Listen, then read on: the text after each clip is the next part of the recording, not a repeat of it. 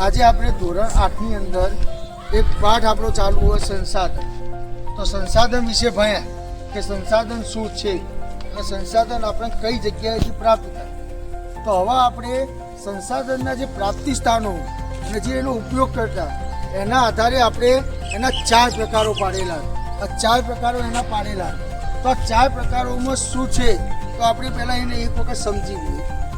તો સર્વસુલભ સંસાધન. સર્વસુલભ સંસાધન એટલે શું આપણે ભણ્યા હતા. બોલો બોલો બોલો મારે. જે સંસાધન બધી જ જગ્યાએ પ્રાપ્ત થાય છે તેને સર્વસુલભ સંસાધન કહે છે. સરસ. બધી જગ્યાએ પ્રાપ્ત થતું સંસાધન એને સર્વસુલભ સંસાધન કહે છે.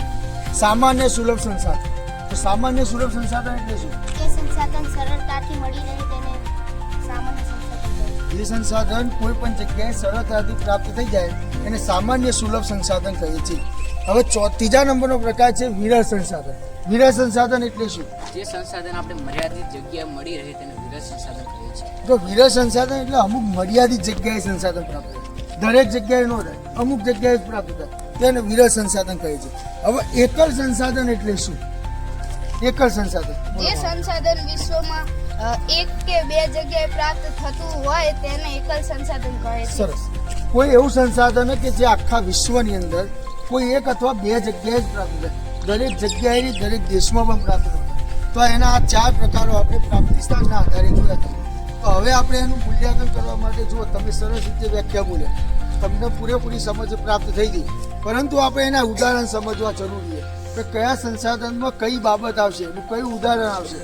તો આપણે અત્યારે દરેક બાળકોને ચિઠ્ઠી આપી દઈએ અને એ ચિઠ્ઠી આપ્યા પછી હું જ્યારે કહું કે ભાઈ આના અંદર કયું ઉદાહરણ આવશે સર્વસુલભ અંગાત, તો તમારે એ જે ચિઠ્ઠી આવી હોય તમારું ઉદાહરણની અંદર આવતું હોય તો તમારે આગળ આવીને બોલવાનું છે. ચલો હવે આપણે શરૂઆત કરીએ. પહેલું છે સર્વસુલભ સંસાધન. સર્વસુલભ સંસાધનની અંદર જે ઉદાહરણ આપતા હોય તે આગળ આવી જાય. તમારું ચિઠ્ઠી જોઈ લેજો તમારા ભાઈ. સર્વસુલભ સંસાધનમાં આવતા ઉદાહરણ ચિઠ્ઠી બાદ રાખવાની વાત. ચલો બોલો કયું ઉદાહરણ છે નાઇટ્રોજન, તમારું? ઓક્સિજન. સરસ. સરસ. આની અંદર ઉદાહરણ આવે નાઇટ્રોજન અને ઓક્સિજન, જે આપણને ખૂબ ઉપયોગી અને તે દરેક જગ્યાએ પ્રાપ્ત થાય. સામાન્ય સુલભ સંસાધન આની અંદર આવતા ઉદાહરણ આવી જાય.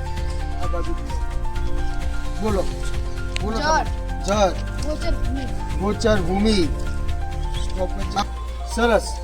જો આપણે આની અંદર 2 ઉદાહરણ હતા, જળ, ગોચર અને ભૂમિ.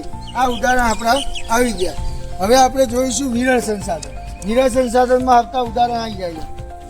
કોલસો, સરસ. વિવિધ ધાતુઓ, સરસ. ખનિજ તેલ, સરસ. કુદરતી વાયુ, સરસ. કુદરતી વાયુ. જો આની અંદર આપણે જોયું કોલસો, દરેકના કાગળ બહાર રાખો. કોલસો, ખનિજ તેલ, વિવિધ ધાતુઓ, યુરેનિયમ અને લાસ્ટમાં કુદરતી વાયુ. આ આના ઉદાહરણ હતા. આ આપણે ખાસ યાદ રાખવાનું.